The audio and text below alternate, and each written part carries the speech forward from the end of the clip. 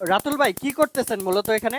Tattoo remove করতেছি। Tattoo remove করতেছেন। আপনি কি ট্যাটু করেন না শুধু রিমুভই করেন? না, আমরা ট্যাটু করি না, আমরা শুধু ট্যাটু রিমুভ করি। আচ্ছা, ভাইয়া মূলত কয়টা সেশনে কাজ করতেছে? এটা 3 নাম্বার সেশন। 3 number session. হ্যাঁ। ভাই আপনি কি সন্তুষ্ট? হ্যাঁ, কি ব্যথা লাগতেছে? হ্যাঁ অল্প ব্যথা পাচ্ছি। অল্প ব্যথা সহ্য করা যায় তো? হ্যাঁ, হ্যাঁ সহ্য করি। আচ্ছা, লেজারের মাধ্যমে কিন্তু ট্যাটু রিমুভ করতেছে। ভাইয়া 3টা সেশন। আর কয়টা সেশন লাগবে রাতুল ভাই? দুটো দিলে চলে যাবে। 2টা দিলে একদম কমপ্লিট।